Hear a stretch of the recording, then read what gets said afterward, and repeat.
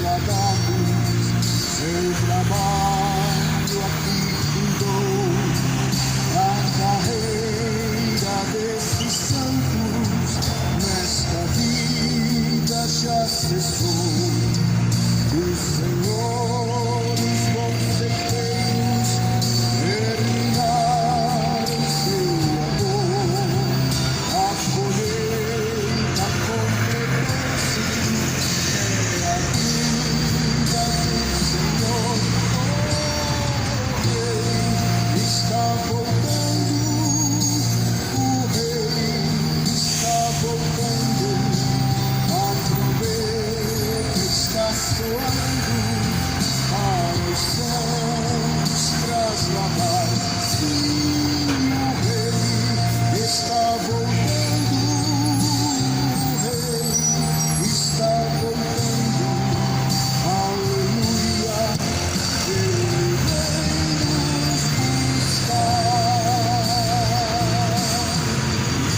Esta terra estão subindo os rios para o céu, ao encontro do Deus Filho, que aparece além do véu. E o tempo está deserto, tua pregação cessou. É notícia em toda parte, Jesus Cristo já voltou.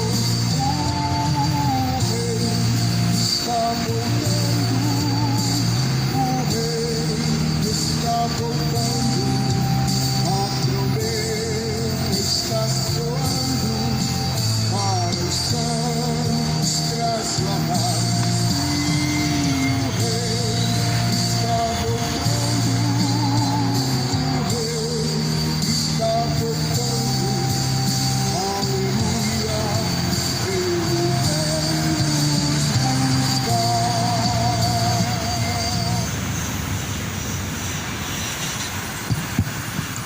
Glória a Deus. A saudação da parte do nosso Senhor Jesus Cristo, a graça e a paz seja convosco. Uma boa tarde. Que Deus venha tornar frutificante a palavra, a semente, o Evangelho, a qual está prestes a ser anunciada neste lugar, conforme está escrito: bem-aventurados são os que ouvem, são os que guardam palavras da profecia deste livro, porque o tempo está próximo. Venho falar deste livro sagrado, a Bíblia, também conhecida como a Palavra de Deus. Jesus, ele fala: mais do que felizes são aqueles que ouvem, os que praticam estas palavras. Quantos hoje são bem-aventurados? Somente os que ouvem, os que praticam. Essas palavras são mais do que felizes. Esses são bem-aventurados diante de Deus. Ouvir é bom, mas sem colocar em prática é o mesmo que se contemplar diante do espelho. Disse Tiago, no livro de Tiago, no capítulo 2. Ouvir é bom, mas sem colocar em prática é uma fé morta. Ouvir a mensagem do Evangelho é maravilhoso, mas sem colocar em ação é uma fé que não pode salvar. Porventura, homem, não sabeis que a fé sem obras é morta? Mostra-me a tua fé sem as obras, e eu mostrarei a minha fé junto das obras. Assim escreveu Tiago. Mais do que felizes não são aqueles cujo qual já estão satisfeitos, tendo o que comer, tendo o que beber, tendo um conforto nessa vida, mas aqueles que ouvem e praticam a palavra de Deus.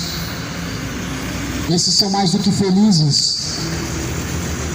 Disseram assim para Jesus certa vez: bem-aventurados foram os peitos que te amamentaram. E Jesus, ele respondeu: antes, bem-aventurados são os que ouvem e praticam a palavra de meu Pai. Qual que é a tua bem-aventurança? Em fazer a vontade do Pai ou a sua própria vontade? Tudo nessa vida vai passar. Passarás os céus e a terra, mas a palavra de Deus jamais é de passar. A Bíblia diz que as concupiscências deste mundo, elas passam, mas aqueles que fazem a vontade do Pai, esses permanecem para sempre. O convite aqui hoje, mais uma vez, é: arrependam-se dos seus pecados, tornam-se para Deus. O convite aqui hoje, mais uma vez, é: arrepender-se de vossos pecados e tornar-se para o Senhor Deus, porque Ele é benigno e misericordioso, não querendo que nenhum se perca, mas que todos venham alcançar a vida eterna. Esse é o desejo de Deus. O coração do homem deseja as coisas corruptas dessa vida. O coração corrupto do homem é inclinado para os prazeres pecaminosos, mas aqueles que fazem a vontade do Pai permanecem para sempre. Você é servo de Deus? Jesus falou: porque me chamam Senhor, não faz o que eu mando.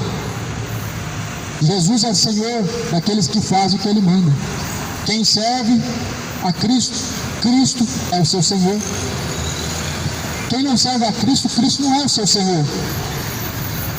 Infelizmente muitos, o seu Senhor é o diabo e não é Cristo. Infelizmente muitos não têm como seu Senhor Jesus, mas é o diabo.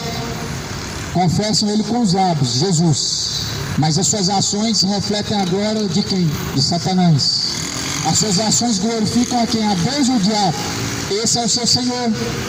As suas obras, elas glorificam ao vosso Pai que está no céu, ou a si mesmo. A glória do homem, ela passa, mas aquele que faz a vontade do Pai permanece para sempre. Jesus falou: uma comida eu tenho, e esta comida é fazer a vontade daquele que me enviou, a saber, o vosso Pai que está no céu. Essa é a tua comida. A comida de Jesus é fazer a vontade do Pai. Esse é o alimento daqueles cujo qual são verdadeiros cristãos.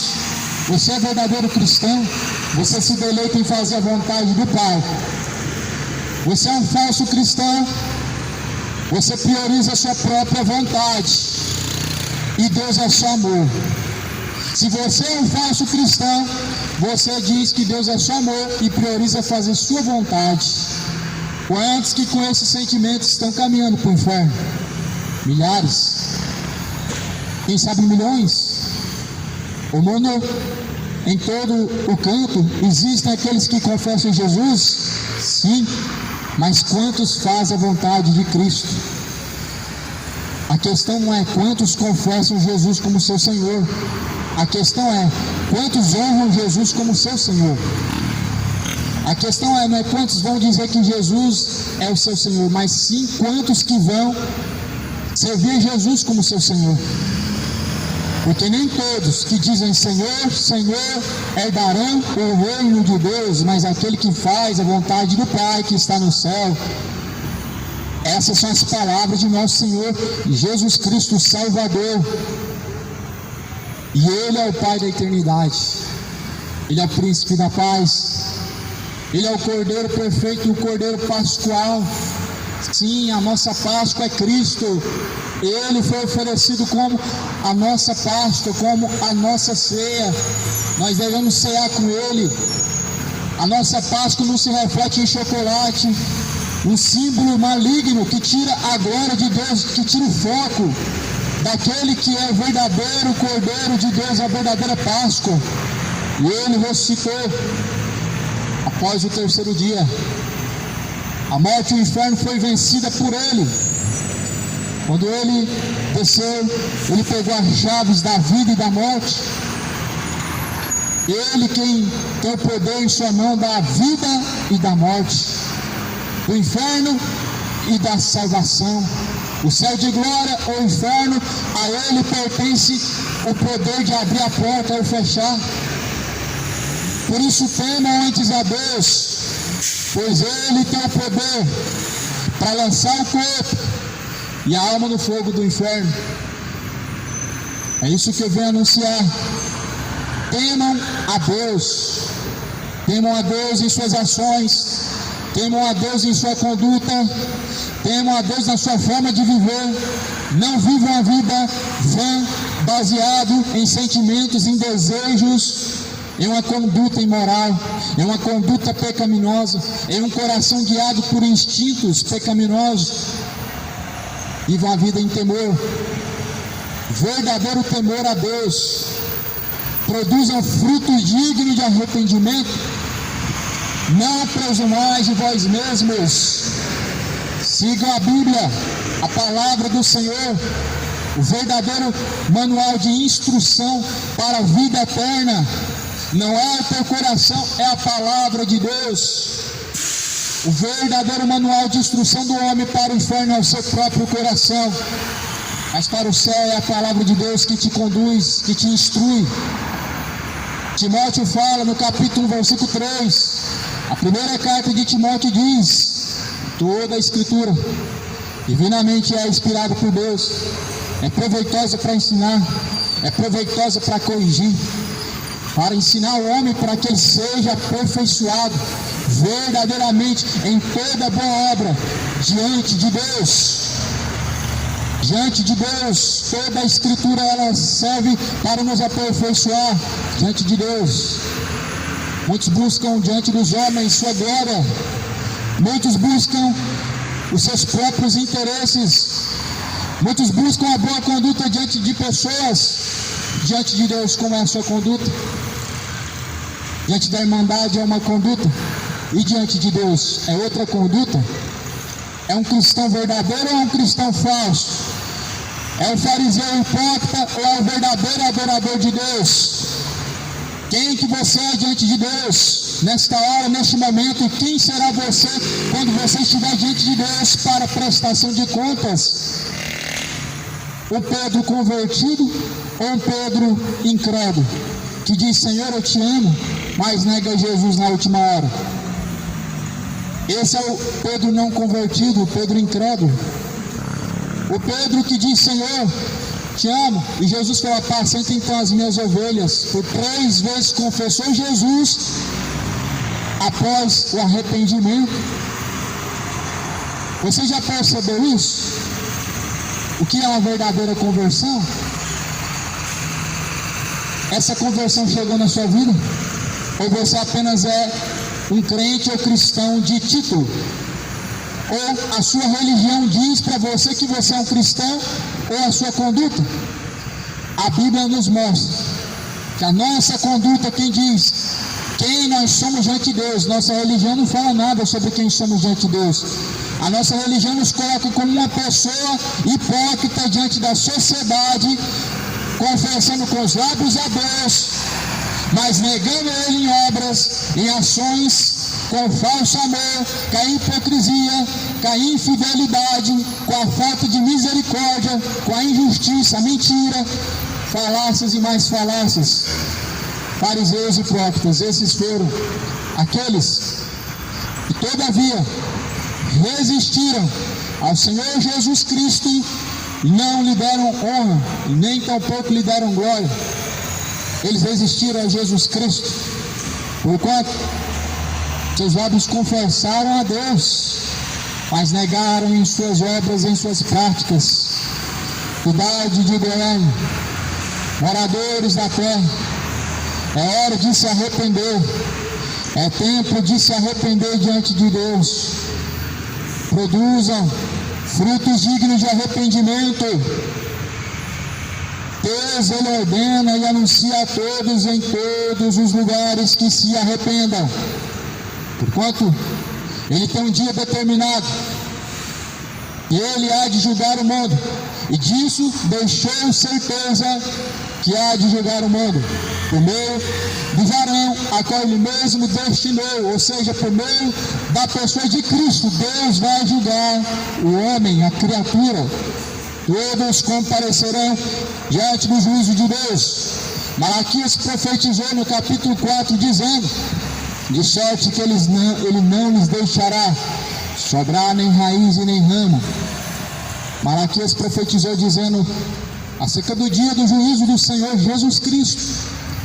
O justo juiz é Cristo. Malaquias 4 fala sobre ele. Isaías profetizou o Cordeiro Salvador, o Cordeiro que tira o pecado do mundo, e se cumpriu essa profecia. Jesus veio como um Cordeiro que purifica o homem de seus pecados. Mas já na sua última vinda, no arrebatamento, ele virá como justo juiz para fazer justiça a nações, para fazer justiça sobre aqueles que o confessam e aqueles que o negam. Ele virá sobre os justos e injustos. Ele virá sobre ti. O que você tem para apresentar diante dele hoje? Quem é você diante de Cristo hoje? O verdadeiro cristão, o falso cristão. A verdadeira fé, ela permanece em seu coração. Mais uma fé. Mais uma fé. Amo Deus, mas não obedeço. Creio em Deus, mas não obedeço. Faço parte de uma religião, mas há pecados que Deus perdoa. Ou seja, não tem nada a ver. Fariseu, hipócrita, hipocrisia, ela levará uma multidão ao inferno. Jesus falou: vocês limpam o exterior, mas por dentro vocês são sepulcros caiados. Ora, o que fez o exterior não fez o interior? O que fez o exterior por fora também fez o interior por dentro.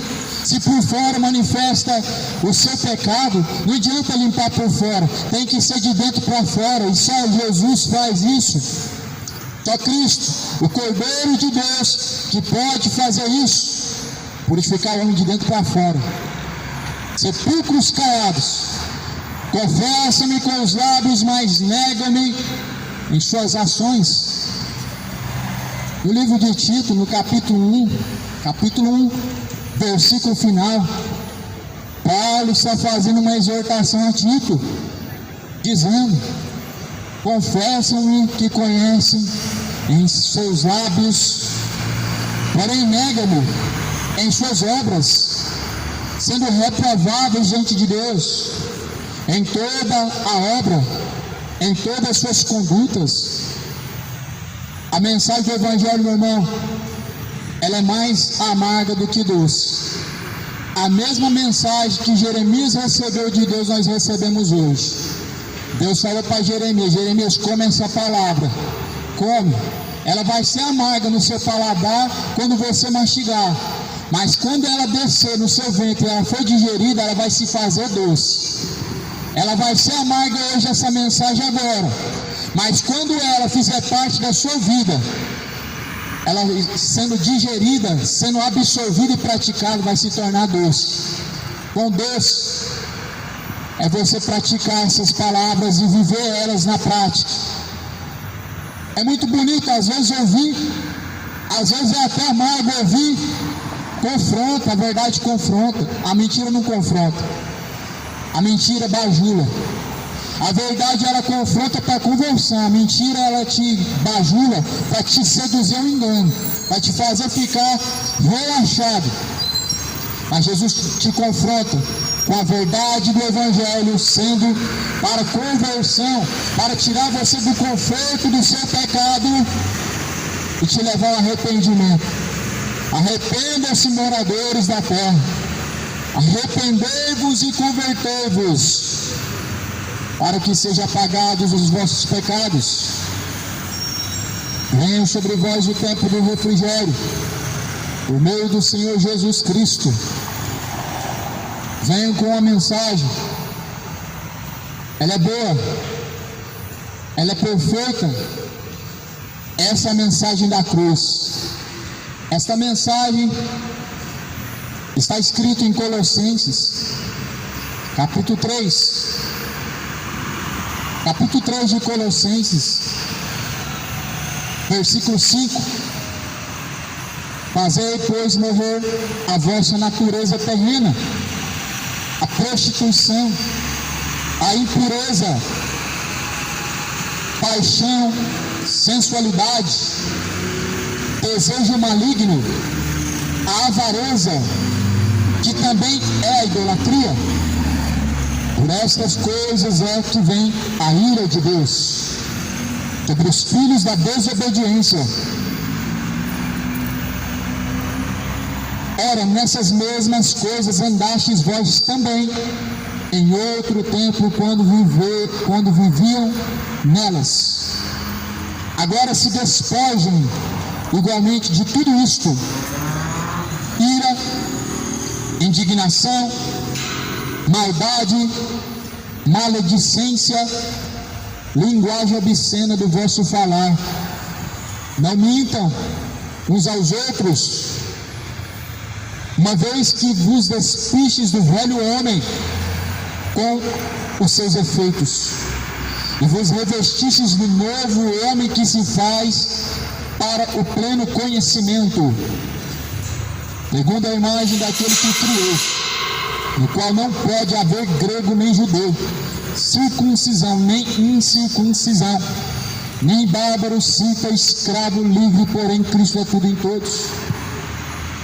Ou seja, em Cristo não tem mais divisão, não há diferença de grego, judeu, cítaro, circuncidados, incircuncidados. Em Cristo somos todos iguais, não há acepção. Em Cristo não há divisão, não há separação em Cristo. Quando realmente estamos em Cristo, somos todos um com Ele, com Cristo, na pessoa dele. Somos um corpo com Cristo, somos membros do corpo de Cristo. Porém, a religião do homem, ela fez essa separação. Religiões, denominações, uns defendem cada um a sua própria religião e a sua denominação, mostrando o quão estão divididos. Isso não tem nada com Cristo. Não tem nada com Cristo isso, divisão. Em Cristo não há divisão, somos todos um. Não faz sentido haver várias religiões, sendo que Cristo, Ele é um. Embora que falar, mas é o mesmo Deus, na prática não é. Na falácia dizem ser o mesmo Deus, mas na prática não é o mesmo Deus. Não é o mesmo Deus que a Bíblia diz. Porque o Deus que se manifesta na Bíblia Sagrada é um Deus que se ira todos os dias com os vossos pecados. É um Deus que não faz acepção, separação, divisão, não existe em Deus. Coloca na sua cabeça que Cristo, Ele é um e Ele é tudo em todos. Tudo, toda a plenitude está em Cristo. Em todos Ele é o pastor, em todos Jesus Ele é o Salvador, em todos Jesus Ele é o intercessor, em todos Jesus Ele é o mediador. Então Ele é tudo em todos. Não tem um santo fulano intercessor, santo ciclano mediador. Não, Jesus Ele é tudo em todos. Ora, foi do agrado do Pai que toda a plenitude corporalmente nele habitasse. Plenitude, o poder nele, em Cristo, habita. Ele foi glorificado nos altos céus com a mesma glória do Pai. Ele falou: Pai, glorifica-me com a tua glória. Deus não glorificou a você, nem a mim, nem Maria, nenhum dos santos canonizados pela católica, mas Deus glorificou a Cristo, transformou o seu corpo incorruptível em um corpo imortal, em um corpo de glória. A Bíblia fala que nós devemos transformar-vos a vós mesmos, não se conformando com este século presente, ou seja, não tomando a forma deste mundo atual, este mundo moderno. Não se conforme, não tome a forma deste mundo moderno, deste mundo sodomita, deste mundo pervertido, este mundo imoral. Ele está sendo conformado, está conformando a mentalidade de muitos hoje, porque não foram convertidos. Uma pessoa não convertida, ela é conformada com o padrão do mundo, seguidores de tradições, seguidores de doutrinas de demônios. Não se conforme com este século, mas transformados pelo Espírito, o Espírito de Deus, o mesmo Espírito que está sobre Cristo e que ungiu Cristo a pregar as boas novas e colocar em liberdade os cativos do cativeiro. Esse mesmo Espírito, ele deve nos guiar, ele deve te guiar, o Espírito de Deus, o Espírito da verdade, que o mundo não pode receber, porque Jesus não é desse mundo. Igreja e mundo não são um, mas dois. Igreja faz a vontade do Pai, o seu pensamento está ligado no que é do céu. O mundo só pensa nessas coisas, só nesta vida, ajunta só para esta vida, só pensa somente nesta vida, mas estão se esquecendo que há uma eternidade. Estão se esquecendo que para onde vai, não se leva nada. Do pó da terra tu vieste, do pó da terra tornará. O que você vai levar, meu amigo? Está juntando para quê? Aonde que vai ser a tua morada eterna? Jesus, ele diz: façam morrer a vossa natureza terrena. Por que a nossa natureza terrena tem que morrer? A nossa natureza daqui se volta somente a cumprir a vontade desta vida, dessas coisas concernentes a este mundo, a essa terra. A natureza terrena do homem, o homem nascido de Adão, a natureza pecaminosa de Adão, só pensa nessas coisas daqui, somente em pecar, e Deus dá um jeito. É assim que as pessoas vivem. Elas pecam e na hora de se arrepender, Deus é só amor, ou seja, joga a responsabilidade para Deus, que Ele vai dar um jeito. Assuma suas responsabilidades diante de Deus. Se arrependa dos seus pecados. Assuma suas culpas diante de Deus. Reconhece diante do Senhor. Paulo reconheceu: miserável pecador que sou. Pedro reconheceu.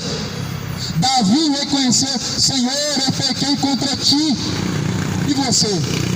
Está esperando o que para reconhecer diante de Deus? E se arrepender dos seus pecados? O que você está esperando para se arrepender dos seus pecados e reconhecer diante da glória de Deus que você precisa se arrepender? As pessoas gostam de se justificar com o pecado de Davi. Davi pecou, mas as pessoas não gostam de usar a justificativa que Davi usou.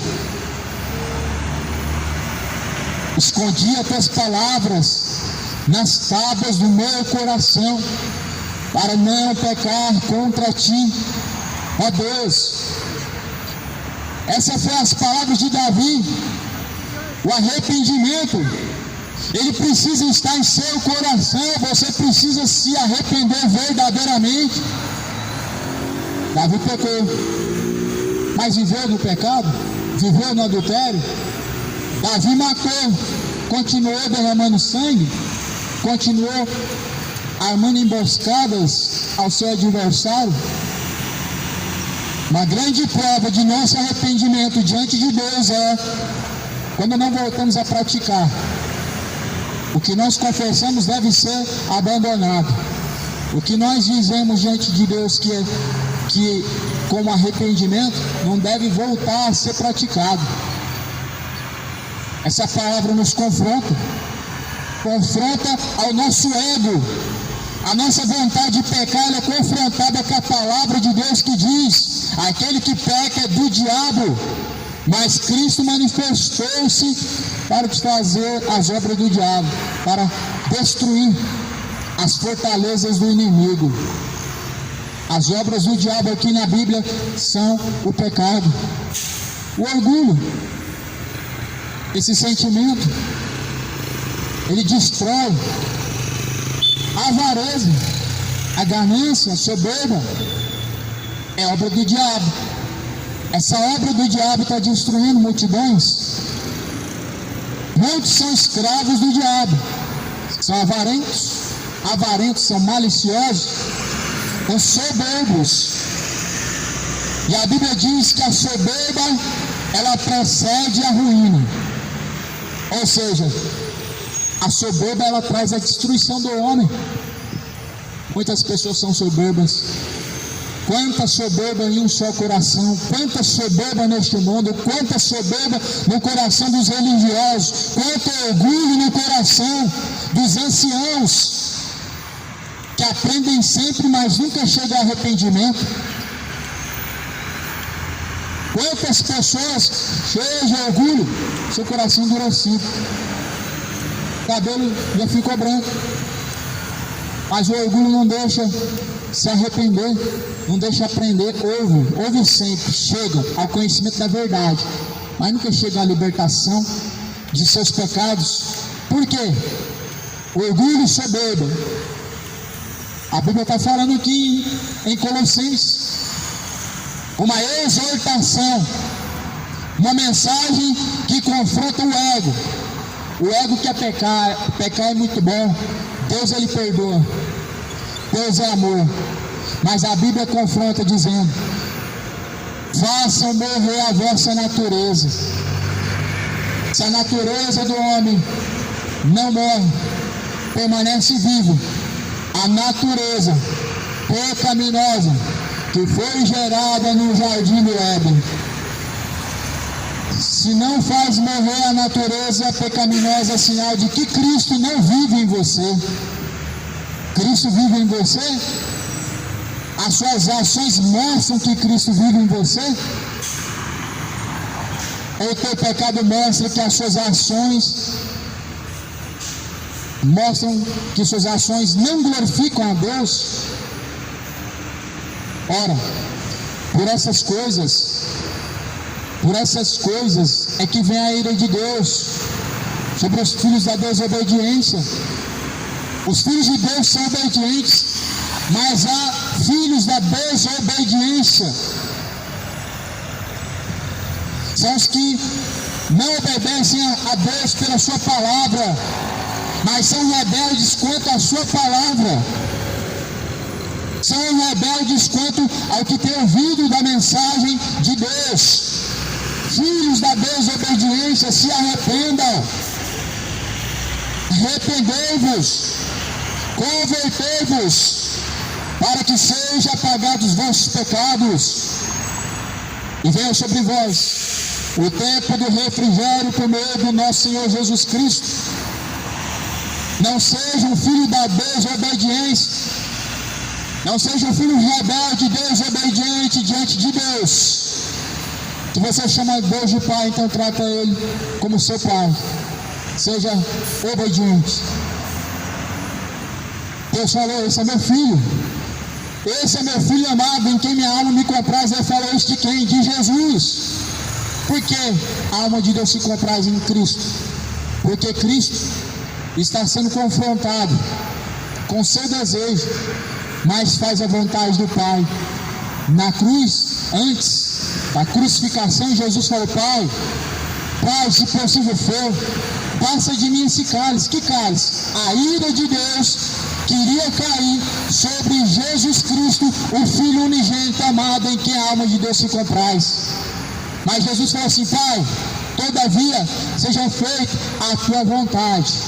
A vontade de Jesus era que a ira de Deus não caísse sobre ele, porque ele sabia muito bem o que ele iria experimentar.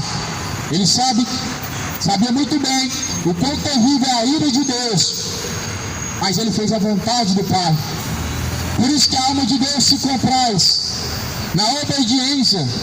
O obedecer é melhor do que o sacrificar. Obediência é melhor do que sacrifícios. Não adianta promessas. Não vai adiantar pagar mais uma promessa. Não vai adiantar calejar os seus pés na caminhada daqui até a Basílica do Divino Pai Eterno. Se não há obediência ao sacrifício é de tolo.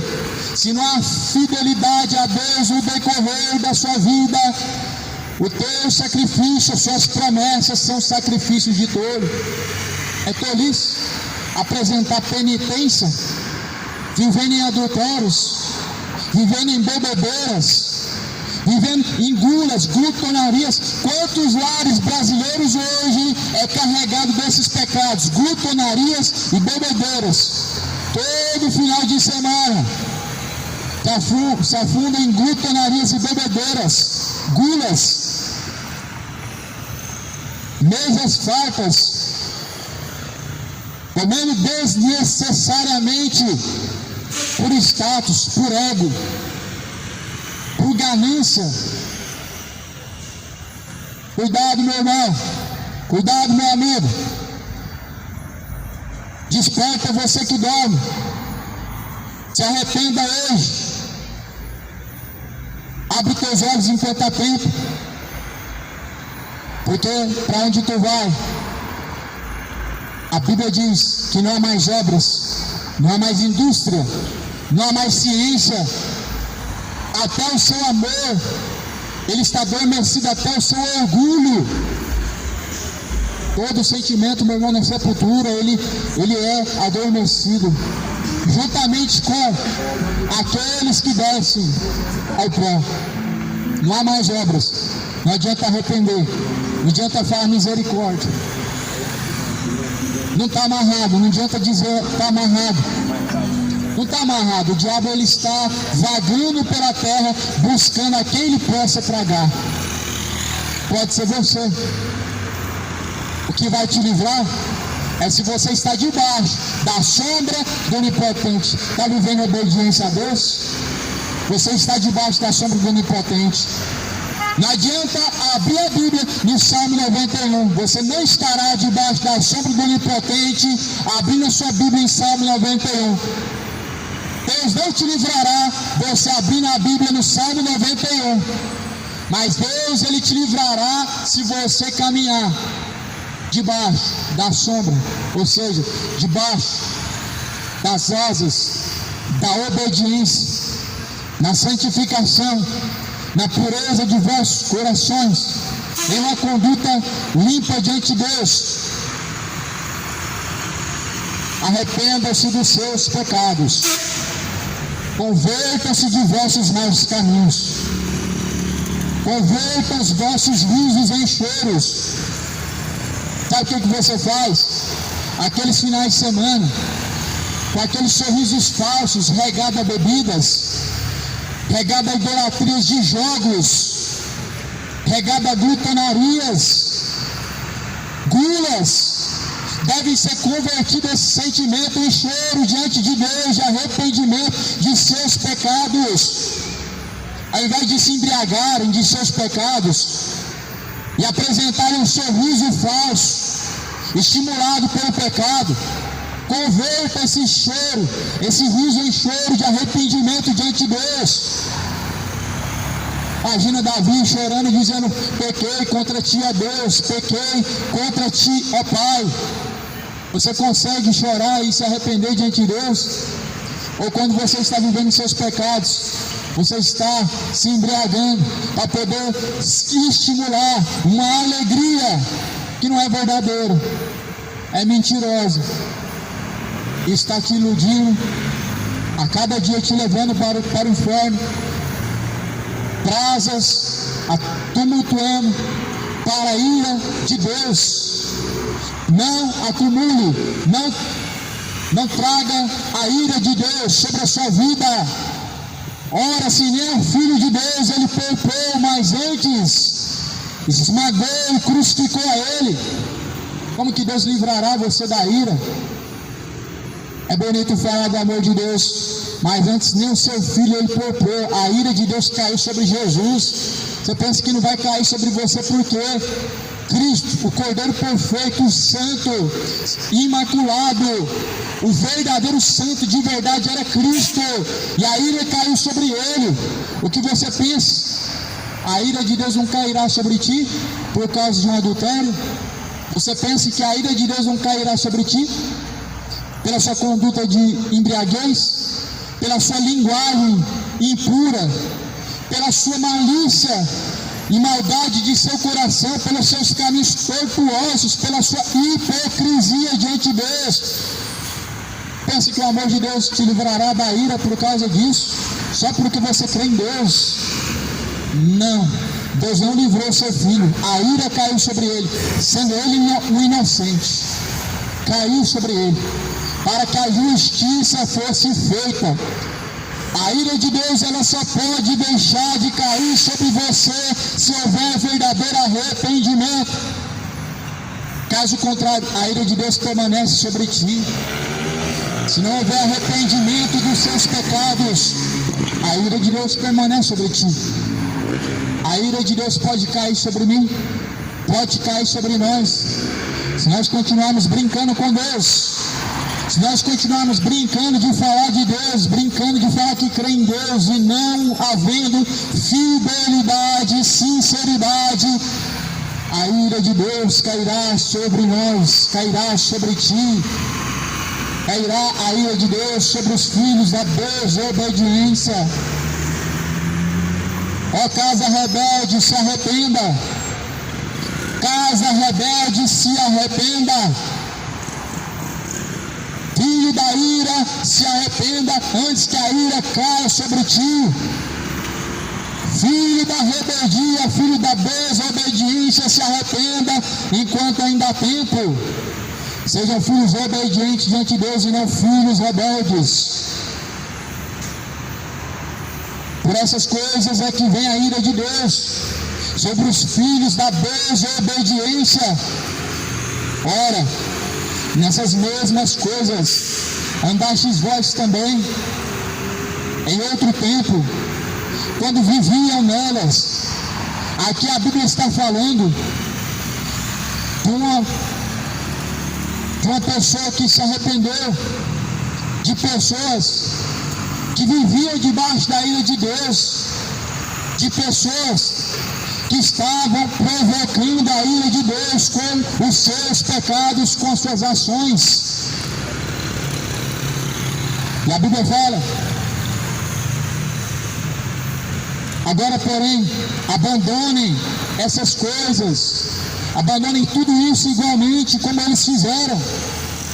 Ou seja, como fizeram no ano passado, como houve arrependimento na igreja passada, nos crédulos, ou crentes, ou fiéis no passado, que esse meu sentimento haja em seu coração, que venha brotar no seu coração arrependimento, que venha brotar no seu coração um arrependimento verdadeiro diante de Deus e não um arrependimento fingido. Que Deus venha fazer brotar em nosso coração um arrependimento verdadeiro e não fingido. Que Deus possa frutificar a semente em seu coração do arrependimento dos seus pecados. Que nossos pecados venham diante de Deus serem abandonados. Que diante de Deus a semente do Evangelho venha frutificar e fazer nascer frutos dignos de arrependimento. Arrependei-vos, convertei-vos, para que sejam apagados vossos pecados, e venha sobre vós o tempo do refrigério, por meio do Senhor Jesus Cristo. É por meio dele, é para ele que são todas as coisas. O fruto das suas ações é para ele ou é para ti mesmo? O fruto das suas escolhas é para ele? É para Cristo? Ou é só para você mesmo? O fruto de suas escolhas É para a glória de Deus ou para a honra de si mesmo? Cuidado. Cuidado para que ninguém vos engane. Cuidado para não ser enganado pelo seu ego, pelo seu coração, pelo seu sentimento. Enganoso é o coração do homem. É mais enganoso que todas as coisas nessa vida. O profeta Jeremias falou: o coração do homem é enganoso, mais enganoso é do que todas as coisas nessa vida. É tão enganoso que as pessoas vivem, elas vivem em adultérios, vivem em casos conjugais imorais, vivem de pecado em pecado e dizem: eu não faço mal para ninguém, não mexo com ninguém, Deus me perdoa. Deus, Ele perdoa o ato do arrependimento. As suas obras não podem te salvar. Somos salvos pela graça, não é por obras, não é por ser bom, mas é pela fé, pela graça mediante a fé em Cristo Jesus. A salvação não vem pelas obras para que ninguém se glorie. Pode fazer caridade todo dia da semana, pode gastar 90% do seu salário em caridade e ficar só com 10% do seu salário para o seu uso. A caridade não pode salvar, não pode perdoar pecados, não pode eliminar a multidão de pecados. Quão enganoso é os homens com suas religiões. Que mentira é essa que a caridade salva? Não salva. A caridade não salva. Não salvou. Eis o Cordeiro de Deus que tira o pecado do mundo. Isaías apontou o Cordeiro de Deus que tira o pecado do mundo e que salva. É Cristo, não é a caridade. Somos salvos pela graça, não pela caridade. Somos salvos pela fé. E que fé que é essa? Não é a fé das obras, mas é a fé em Cristo Jesus, segundo a palavra.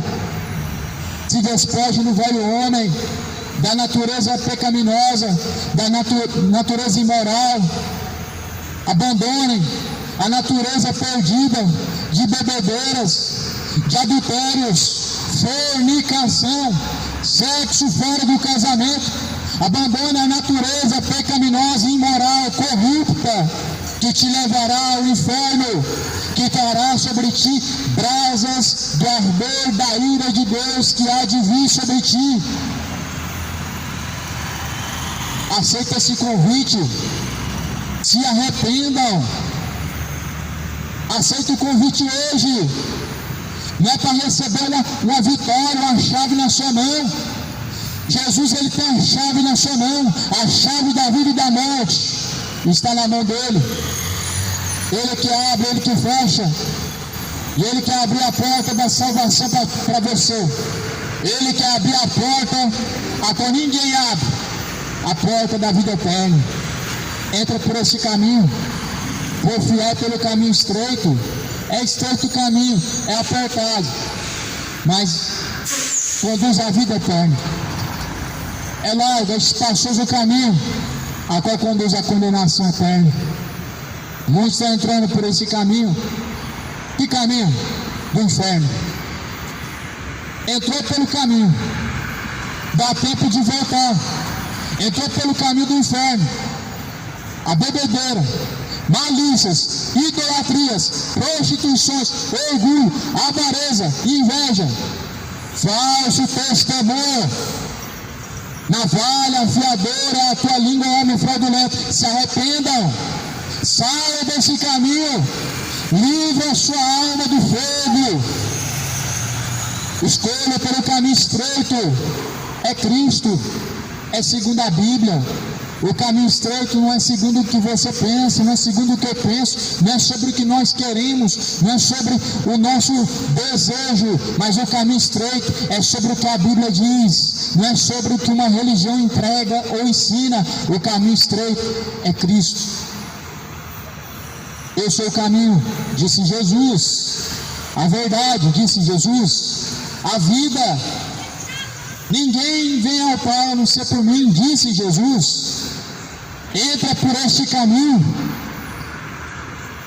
Os seus caminhos definem a sua eternidade. Não tem como eu dizer aqui o nome de pessoas que estão indo para o inferno, mas as suas ações mostram para onde está indo a tua alma. As suas ações. A Bíblia, ela dá o caráter e ações de pessoas que estão caminhando para o inferno. Que não seja você um deles, que não seja nenhum dos quais me ouvem. Caráter esse que está conduzindo ao inferno. As suas ações definem a quem é o seu Senhor, ou Deus ou o diabo. As suas ações definem para onde irá a tua alma. E eu faço essa pergunta: para onde irá a tua alma? Só Deus sabe. Mas o Espírito de Deus, ele não testifica conosco que nós somos de Deus. Disse Jesus no livro de João, no capítulo 15, e o mesmo Espírito, ele testifica conosco que nós somos de Deus. Quem é de Deus vai para onde? E quem é do diabo? Para onde que vai? Se o Espírito de Deus testifica em seu coração que você é dele, para onde vai a tua alma? Agora, se você não tem certeza quem é o seu Senhor e não testifica em seu coração, por favor, se arrependa hoje. Por favor, se arrependa agora. Deixe os seus pecados. Abandona a sua idolatria ao futebol. Essa paixão excessiva, essa idolatria está levando multidões ao inferno. Por favor, se converta da sua embriaguez. É bom agora e é prazeroso agora, mas o fim te levará à morte, à condenação eterna. Esta é a segunda morte. O pecado, ele é saboroso agora, mas será um amargo fel quando você descer ao pó, quando descer ao inferno, ao profundo abismo. Temais a Deus, aquele que tem o poder para lançar o corpo e a alma no inferno. Jesus disse: a esse temeis. É esse que você tem temido? Pois é esse que nós devemos temer. É esse cujo qual a nossa alma deve estar sujeita a Deus, o qual tem o poder para lançar o corpo e a alma no fogo do inferno. Deixe os seus pecados, se convertam a Cristo verdadeiramente. Não se trata de uma religião. Ora, Cristo e uma religião não são a mesma coisa. Cristo e religião não são um. Jesus não tem religião. Qual é a religião de Jesus, afinal de contas? Se a religião é boa, se ela é de Deus, então me mostra qual é a religião de Jesus. E se nós devemos nos orgulhar da religião que nós temos, então qual é a religião de Jesus? Jesus se orgulhou de qual religião? Qual religião a igreja de Cristo seguiu? Qual é a tua religião? Ora, você tem uma religião, mas Jesus não tinha. Você tem uma religião, mas ela, infelizmente, está despregando aquilo que a Bíblia prega. Estão desconstruindo o verdadeiro propósito da mensagem de Cristo. O verdadeiro propósito da mensagem de Cristo não é venha para cá e receba uma bênção. É conheça o caminho, siga ele. O fim dele é a vida eterna. O propósito de Jesus não é vir para cá receber a sua vitória, mas é aquele que permanecer até o fim, esse receberá a chave da vitória, ou melhor, a coroa da vida eterna. O propósito de Jesus não é o mesmo a qual as religiões estão empregando.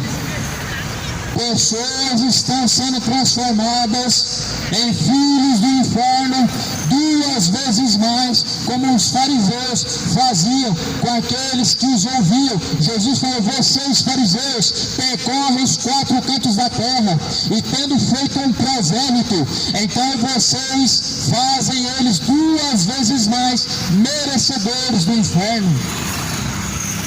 São os falsos profetas, são falsos pastores, são falsos pregadores, heresias destruidoras, vãs sutilezas. Cuidado, para que ninguém vos engane, disse Jesus, e que por sinal é uma advertência de Jesus para o dia da sua vinda. é um alerta. Alerta, povo de Deus. Alerta, moradores da terra. Se converta dos seus pecados. Coloca a casa em ordem. A tua casa é o teu corpo. A casa de Deus, a morada de Deus. Não é templo feito de pedra. Atos dos Apóstolos, capítulo 17. Porque Deus não habita em templos feitos por mãos humanas, nem tampouco aceita ser servido pelas mãos dos homens. Que casa me construireis, sendo que eu fiz todas as coisas? Não sabeis que o vosso corpo é o templo, é a morada do Deus vivente? Que casa você vai construir para Deus? Que casa você pode construir para Deus? Que casa? Que casa? Algum pastor pode construir casa para Deus? Eu não posso construir casa para Deus. Não tem como eu construir alguma coisa e falar que é a casa de Deus, quando a Bíblia diz que o meu corpo tem que ser a casa de Deus. Não tem como eu chamar um lugar de casa de Deus, sendo que lá Deus não habita. Salomão reconheceu isso, meu irmão. Você não vai reconhecer? Salomão construiu o templo de Jerusalém, reconheceu que Deus não habita em templos feitos por mãos humanas, porque os céus dos céus não podem conter a Deus, e a terra, que é o estrado dos teus pés, não contém a tua glória. Salomão reconheceu que Deus é grande para habitar em um quadrado construído pelas mãos dos homens. Você não vai reconhecer que Deus não habita em quatro paredes, e que Deus, Ele habita dentro do corpo. O corpo é templo e morada de Deus. Por favor, reconheça hoje diante de Deus seus pecados. Reconheça diante de Deus e se arrependa deles. Reconheça diante de Deus que Deus é o seu Senhor, e que o seu corpo deve tornar a ser morada de Deus, porque se tornou morada de demônios. É morada de demônios ou é morada de Deus? É o templo da glória de Deus ou é uma morada de demônios que desonra a Deus? Quem é você diante de Deus? Examine, pois, a si mesmo. Examine a si mesmo. Como está a tua vida diante do Senhor? Para onde irá a tua alma? A quem está preparada a tua alma? E se nessa noite pedir a tua alma, a quem estará preparado? Para onde será que vai levar? Já pensou nisso?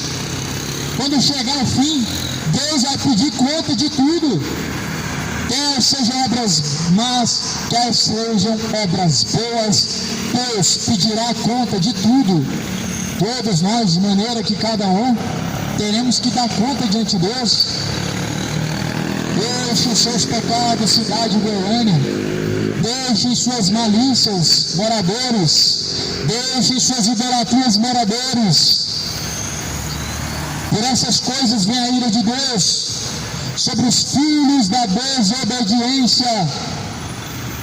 Ora, essas mesmas coisas faziam no tempo antigo. Despojem dessas coisas igualmente, da sua indignação, da sua ira.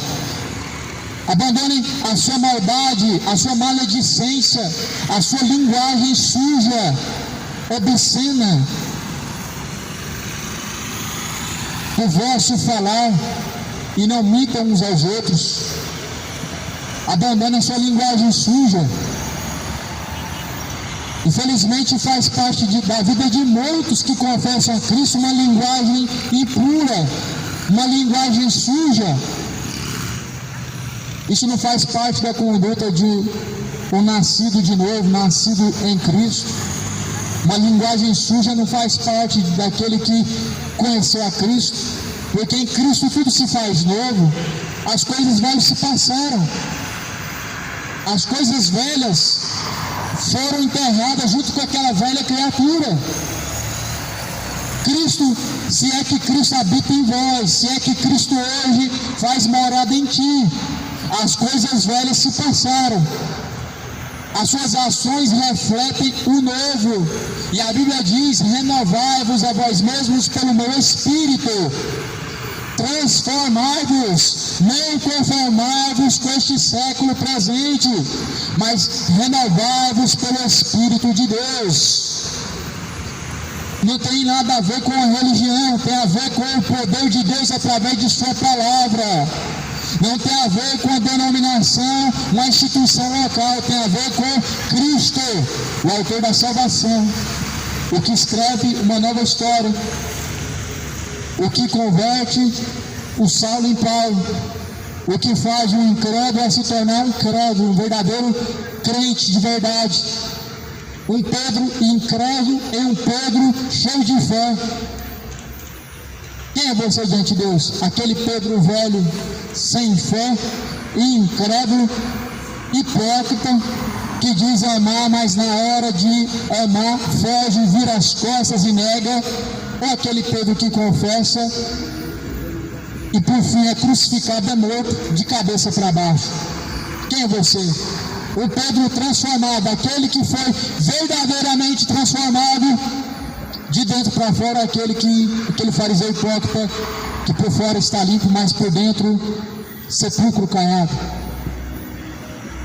Essa mensagem do Evangelho que confronta o nosso ego, porque se não houver confronto, só houver bajulação.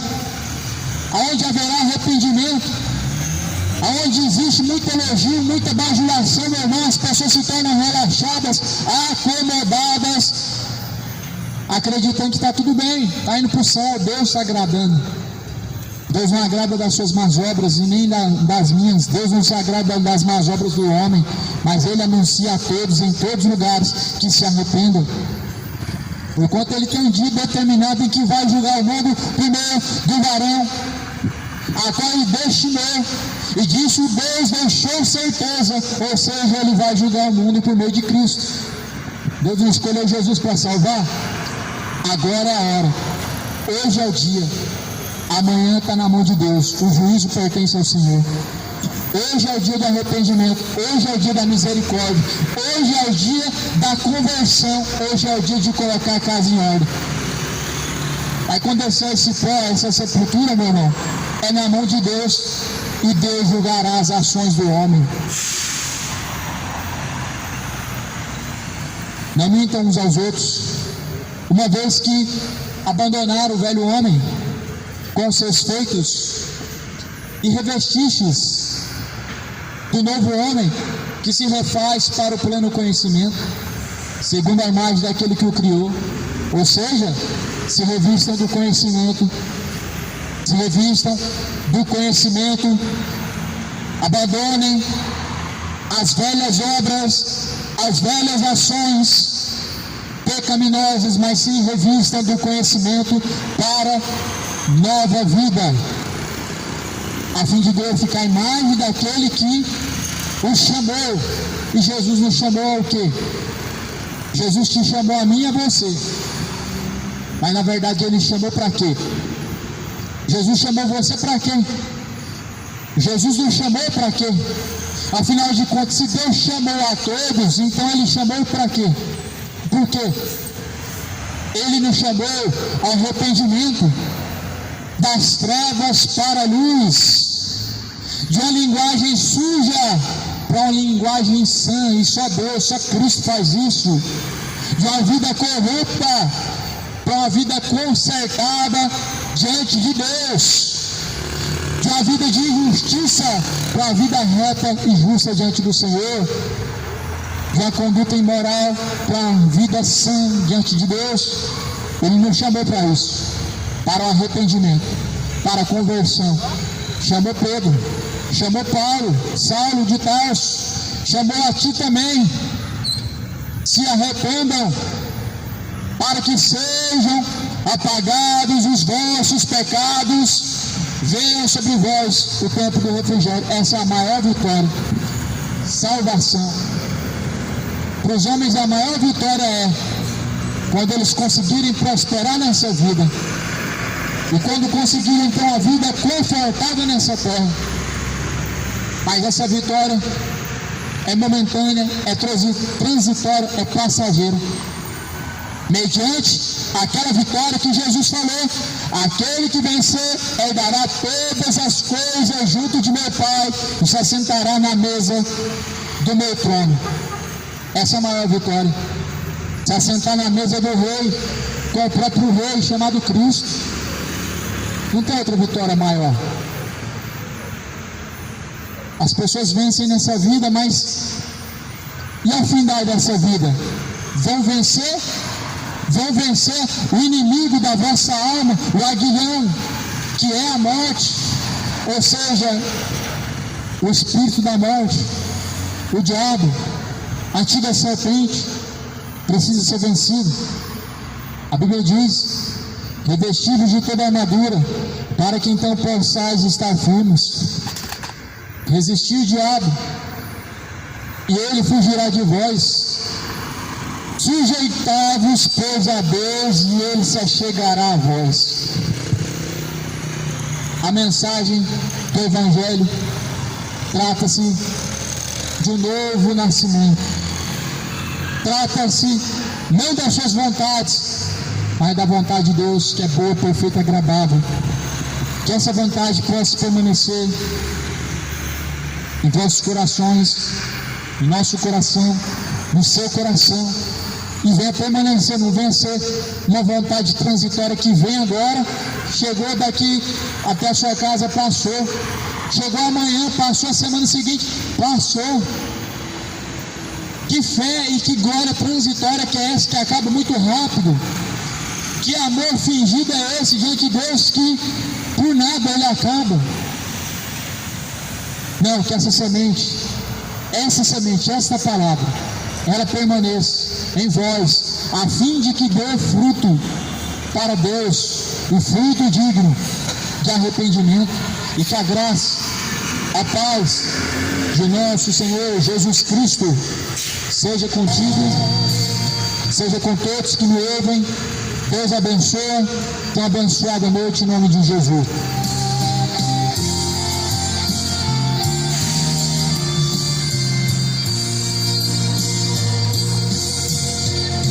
Os remédios vão subindo, é a festa celestial. Todo o céu está se abrindo, num bem-vindo sem igual, ao som de muitos